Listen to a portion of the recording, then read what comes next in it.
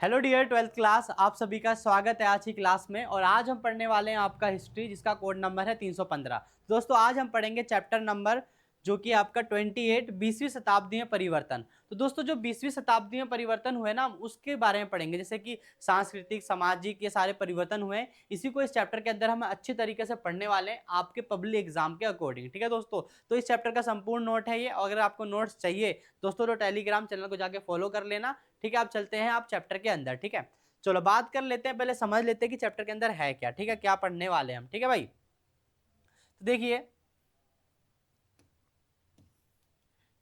20वीं शताब्दी को परिवर्तन की शताब्दी कहा जाता है, क्योंकि 20वीं शताब्दी को परिवर्तन की शताब्दी इसलिए कहा जाता है क्योंकि इसके अंदर अनेक प्रकार के परिवर्तन आए। ठीक है ना, इस शताब्दी में दुनिया के लगभग हर क्षेत्र में तेज और गहरे परिवर्तन हुए, जैसे कि राजनीतिक परिवर्तन हुआ आपका, सामाजिक, अर्थव्यवस्था, ठीक है, और विज्ञान और तकनीकी में विकास हुआ, संस्कृति और विचारधाराएं। ये सारी चीजें 20वीं शताब्दी के अंतर्गत में क्या हुई, फले फूली, मतलब विकास हुआ इनका। इसलिए हम 20वीं शताब्दी को क्या कहते हैं, परिवर्तनकारी काल माना भी जाता है। ठीक है, और इसे सबसे बड़ा युग माना जाता है। आगे, इस परिवर्तन में मानव जीवन की सोच, जीवन शैली और शासन व्यवस्था को पूरी तरीके से क्या कर दिया गया, बदल दिया।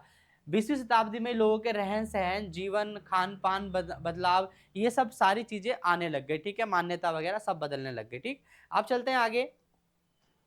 आगे क्या है, अगला पॉइंट है आपका 20वीं शताब्दी के परिवर्तन के मुख्य विशेषता क्या है। मुख्य विशेषता क्या है, देखिए भैया मैं फिर से बोल रहा हूँ, 20वीं शताब्दी के परिवर्तन की मुख्य विशेषता। ठीक है, समझेंगे यहाँ पे। देखिए तीव्र गति से बदलाव क्या हुआ था, बहुत जल्दी बहुत तेज रफ्तार में क्या हो रहा था, बदलाव होते जा रहे थे। ठीक है, उसके बाद है वैश्विक स्तर पर प्रभाव। इसका जो प्रभाव पड़ा था वो पूरे विश्व पर पड़ा था। जो परिवर्तन चल रहा था ना, पूरे विश्व मतलब पूरे संसार के अंदर परिवर्तन यानी बदलाव हो रहे थे। ठीक है, फिर युद्ध और शांति दोनों का अनुभव हुआ, क्योंकि इसमें 1914 में पहला प्रथम विश्व युद्ध हुआ था। ठीक है ना, 1939 में दूसरा प्रथम सेकंड द्वितीय मतलब द्वितीय विश्व युद्ध हुआ था। तो ये सारी चीजें हुई। ठीक है, उसके बाद विज्ञान और तकनीक में भी क्या हुई, क्रांति आई। लोकतंत्र और मानव अधिकारों का क्या हुआ, विस्तार हुआ।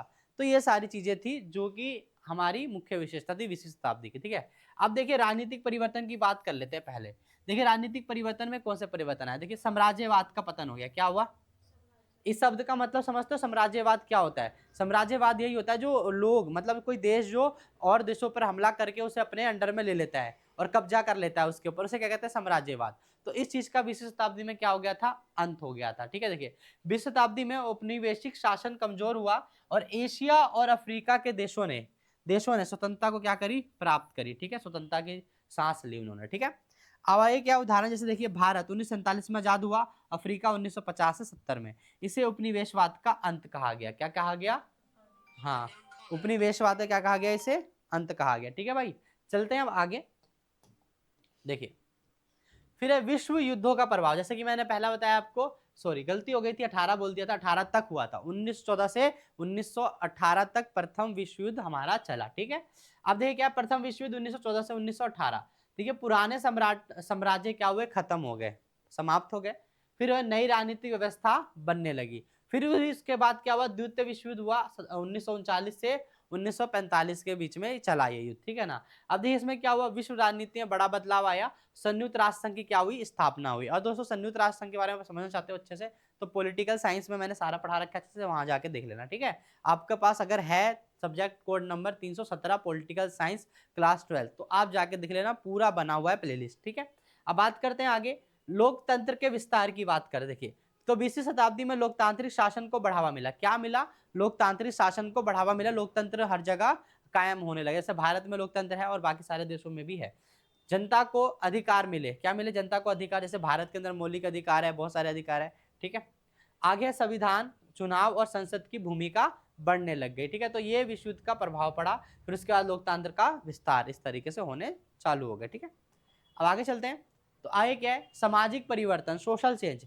सोशल चेंज में कौन सा चेंज आया, देखिए महिला सशक्तिकरण बढ़ गई। क्या बढ़ गई, महिलाओं को हर एक चीज में क्या देने लग गया, भूमिका उनकी आने लग गई। ठीक है, ऐसे देखिए महिलाओं को मानव अधिकार मिला और शिक्षा और रोजगार में इनकी क्या रही, भागीदारी बढ़ने लग गई। ठीक है, उसके बाद उदाहरण लो, जैसे कि महिलाओं को वोट देने का अधिकार मिला। क्या मिला, वोट देने का अधिकार। वोट देने मतलब समझते हो, जो आप अपना नेता को चुनने जाते हो। ठीक है ना, तो उसे कहते हैं।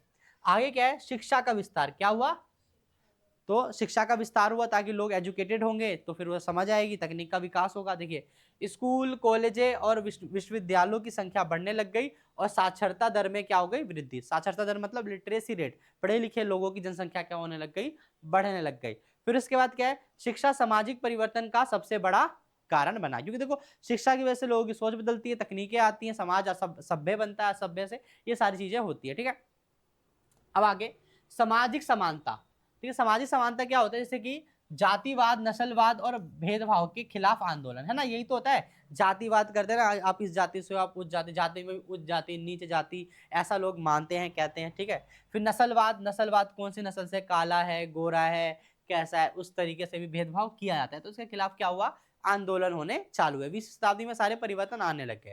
फिर उसके बाद मानव अधिकारों पर जोर दिया गया। मानव अधिकार मतलब जीवन जीने का अधिकार, रोटी का, कपड़ा का अधिकार, ये सब अधिकार मानव अधिकार कहलाते हैं। ठीक है, तो यहाँ से आप समझ चुके हैं।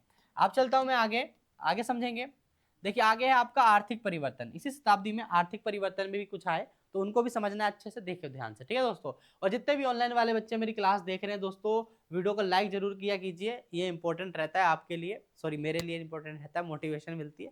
तो वीडियो को लाइक करो और चैनल पर नए हो तो सब्सक्राइब जरूर करना। ठीक है, अब चलते हैं आगे। देखिए क्या है, अब आर्थिक परिवर्तन के अंदर बात करते हैं औद्योगिकरण की। किसकी बात करते हैं, औद्योगिकरण क्या होता है, जिसके अंदर इंडस्ट्री होती है, मतलब फैक्ट्री वगैरह जहाँ पे काम धंधा होता है, चीजों को प्रोड्यूस किया जाता है, उत्पाद होता है, उसे कहते हैं हम औद्योगिक। ठीक है, अब जैसे कि क्या होता है, मशीनों का प्रयोग बढ़ा। क्या बढ़ा, मशीनों का प्रयोग बढ़ा, मशीनों से सारी चीजें होने लगी, कपड़ा बुनना, कपड़े धोना, सारी चीजें, है ना। कारखानों की संख्या बढ़ने लग गई और उत्पाद में क्या हुआ, वृद्धि होने लग गई। हाथ से बनाया था तो धीरे धीरे और ज्यादा समय लगता था, ठीक है ना, और अब क्या, मशीनों के द्वारा तुरंत और बड़ी जल्दी हो जाता है काम। ठीक है, आगे है पूंजीवाद और समाजवाद। देखिए पूंजीवाद और समाजवाद क्या है, पूंजीवाद का मतलब होता है जो भी सरकारें होती हैं वो जो भी वहाँ के जो भी सेक्टर वगैरह होता है, अर्थव्यवस्था होती है, उसमें ज़्यादा लाभ कमाने का होता है। और साम्राज्यवाद मतलब क्या होता है, इसमें सब चीज़ें सरकार होती है, सरकार की होती है। समझ में आया, अब अच्छे से समझ। देखिए पूंजीवाद मतलब कि निजी संपत्ति, क्या, निजी संपत्ति और लाभ, ठीक है ना, तो उसे कहते हैं पूंजीवाद। प्राइवेट चीजें जो कि ज्यादा लाभ कमाने की कोशिश करती है, सरकार क्या करती है, कम दरों में चीजें मुहैया कराती है, तो उसे कहते हैं हम समाजवाद। इसमें समानता और राज्य नियंत्रण होता है। ठीक है, आपको यहाँ पे बता दूं, अमेरिका था पूंजीवाद व्यवस्था है, अर्थव्यवस्था है उसकी, और समाजवाद व्यवस्था किसकी है, आपकी सोवियत संघ की, जो दो मुख्य गुट थे। अब बात करते हैं हमारे भारत की, तो भारत की कौन सी व्यवस्था है, मिश्रित है, समाजवाद और पूंजीवाद दोनों का मिश्रित है। आप यहाँ पे देख सकते हो प्राइवेट स्कूल भी मिलेंगे और आपको गवर्नमेंट स्कूल भी मिलेंगे, दोनों मिलेंगे, हॉस्पिटल, सब चीजें आपको प्राइवेट और गवर्नमेंट मिल जाएंगे। ठीक है, अब आगे ग्लोबलाइजेशन यानी वैश्वीकरण क्या होता है। देखिए देशों के बीच व्यापार बढ़ा और बहुराष्ट्रीय कंपनियां उभरी। तो पहले समझते वैश्वीकरण क्या है। देखिए वैश्वीकरण क्या होता है, किसी एक देश से दूसरे देश में या कई देशों में चीजों का, यानी कि वस्तुओं का, सेवाओं का, श्रम का, पूंजी का एक देश से उधर दूसरे देश में ले जाना लाना, इसी को हम क्या कहते हैं, वैश्वीकरण कहते हैं। ठीक है ना, तो वही है, वैश्वीकरण की वजह से क्या हुआ, व्यापार बढ़ा और बहुराष्ट्रीय कंपनी उभरी, मतलब उनका विकास हुआ।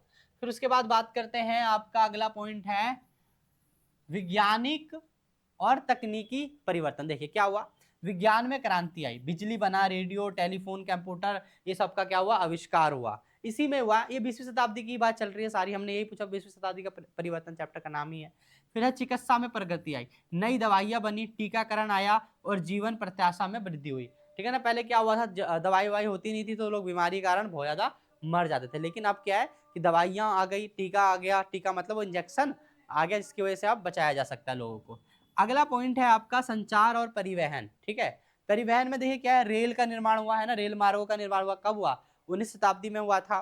ठीक है, हवाई जहाज का निर्माण हुआ, इंटरनेट, ठीक है ना, इंटरनेट 20वीं शताब्दी के अंत में आ गया था, मतलब 2000 आते आते तक आ गया था। ठीक है, अब बात करते हैं, दुनिया एक विश्व गांव बन गई। क्या बन गई, दुनिया एक क्या बन गई, विश्व गांव बन गया। आप पूरा दुनिया एक, आप अभी आप यहाँ पे अपने घर पे बैठ के मोबाइल स्क्रॉल करते हो तो आप देश भर की चीजें आपकी एक उंगली में होती है, कुछ भी कहीं पे भी देख लो, है ना, तो ये चीजें होती हैं। अब चलते हैं आगे।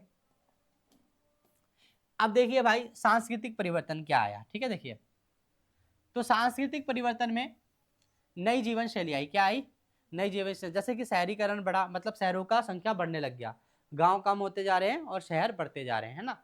उसके बाद पारंपरिक जीवन में क्या हुआ, बदलाव हुआ। पहले लोग धोती कुर्ता पहनते थे, हमारे भारत की बात कर लेते हैं, है ना। और पहले लोग क्या खाते थे, रोटी सब्जी खाते थे या फिर अपने देश की चीजें खाते थे। लेकिन अब आप देख सकते हो कि संस्कृति में क्या बदलाव आ गया, pizza, burger, momos, chilli potato, ये सब कितनी सारी चीजें आ गई, आप देखने को मिलेगा आप सबको, ठीक है ना। फिर इसके बाद है कला और साहित्य। कला और साहित्य में देखिए नए विचार आए, है ना, नए लोग, नए नए चिंतक आए, नए नए विद्वान आए। आधुनिक साहित्य हुआ, यथार्थवाद और प्रयोगवाद स्टार्ट हो गया, ठीक है। फिर जन संचार के माध्यम भी उभरे, अखबार, रेडियो, टेलीविजन, टीवी, सिनेमा, ये सारी चीजें आई। आज हम कोई मूवी रिलीज होती है तो हम जाते हैं थिएटर में देखने के लिए, है ना। टीवी पे भी देखते हैं, रेडियो पे समाचार सुनते हैं। विचारों का तेजी से क्या हुआ, प्रसार होने लग गया, ठीक है, ये सारी चीजें। उसके बाद है विचारधाराओं का उदय, जैसे कि राष्ट्रवाद, समाजवाद, समयवाद, फांसीवाद और लोकतंत्र। ऐसे ऐसे विचारधाराओं की बात मतलब उभरने लगे। तो इन विचारधाराओं ने राजनीतिक और समाज की दिशा दी, ठीक है ना। तो ये सारी चीजें थी। अब देखते हैं आगे। आगे आपका भारत में 20वीं शताब्दी का परिवर्तन। देखिए भारत की बात करते हैं तो पहले देखिए क्या हुआ, राष्ट्रीय आंदोलन इसी में चला 19वीं शताब्दी में, ठीक है। 20वीं शताब्दी में 1917 से 1947, देखिए ब्रिटिश शासन का अंत हुआ। क्या हुआ, आपको पता है ना, 1947 में ब्रिटिश शासन का अंत हुआ, भारत आजाद हो गया, स्वतंत्र देश बन के उभरा। और सामाजिक सुधार हुए, जैसे कि जाति प्रथा खत्म कर दिया गया, महिलाओं को शिक्षा का अधिकार दिया गया और शिक्षा का विस्तार करा गया। ये सारी चीजें आपका आया, ठीक है। उसका देखिए आर्थिक विकास। आर्थिक विकास क्या हुआ, योजनाबद्ध विकास। क्या था, योजनाबद्ध मतलब प्लानिंग करके फिर उसको डेवलप किया गया, ठीक है। फिर उद्योग और कृषि सुधार किया गया, ठीक है। फिर आपका 20वीं शताब्दी के सकारात्मक और नकारात्मक प्रभाव। देखिए पहले सकारात्मक समझते हैं कि 20वीं शताब्दी का सकारात्मक प्रभाव क्या था। देखिए लोकतंत्र का विस्तार हुआ, है ना, लोकतंत्र बढ़ा हमारे भारत के अंदर। विज्ञान और तकनीक में क्या हुई, उन्नति हुई। मानव अधिकारों की जागरूकता। अब नकारात्मक क्या था, विश्व युद्ध हुआ, है ना, 1914 से 18 तक, 1939 से 35 तक, ये दो बड़े महायुद्ध हुए जिसमें लाखों करोड़ों लोग मारे गए। पर्यावरण संकट आया, परमाणु हथियार, ये सारी चीजें जो कि देश के लिए सही नहीं है, यानी विश्व के लिए सही नहीं है। अब देखिए भाई कुछ महत्वपूर्ण तिथियां समझ लेते हैं, चैप्टर का एंड होने वाला है और आई होप आप लोग यहाँ तक पहुँच गए होंगे और देख रहे होंगे क्लास, मुझे अच्छा लगा। अगर जो यहाँ तक देख रहे हैं बच्चे कमेंट जरूर करें, ठीक है। देखिए 1914 से 18 प्रथम विश्व युद्ध हुआ आपका, 1939 से 45 द्वितीय विश्व युद्ध चला, ठीक है। उसके बाद है 1947 में भारत को आज़ादी मिली, 1945 में संयुक्त राष्ट्र संघ की स्थापना हुई, ठीक है ना। तो ये कुछ मुख्य तिथि थी। अब देखिए परीक्षा उपयोगी बिंदु। 20वीं शताब्दी क्या था, परिवर्तन की शताब्दी कहा जाता है। क्या कहा जाता है इसे, बहुत सारा परिवर्तन आया इसके अंदर अचानक से। राजनीतिक, समाज, अर्थव्यवस्था सभी में बदलाव आया। विज्ञान और तकनीक में भी क्या हुआ, बड़ा योगदान दिया 20वीं शताब्दी ने। लोकतंत्र और मानव अधिकारों का विस्तार हुआ और भारत में स्वतंत्रता सबसे बड़ा परिवर्तन ये आया था, ठीक है ना। तो इसके साथ दोस्तों ये चैप्टर आपका खत्म हो गया, ठीक है। तो आपने इसे पढ़ लिया होगा, ठीक है। और बाकी सारी वीडियोस भी आप जाकर देख लेना, सारा प्लेलिस्ट बना हुआ है अच्छे से, ठीक है, उसे देख लेना और कमेंट करके जरूर बताना आपको क्लास कैसी लगी। और चैनल पर नए हो तो दोस्तों चैनल को सब्सक्राइब कर लेना, क्योंकि ऐसे ही रेगुलर बेस में मैं क्लास लाता रहता हूँ और आपके पब्लिक एग्जाम के लिए दोस्तों अभी मेहनत चल रही है और मोस्ट इंपॉर्टेंट क्वेश्चन उस पर आने वाले हैं, ठीक है। मिलते हैं नेक्स्ट वीडियो में, ठीक है।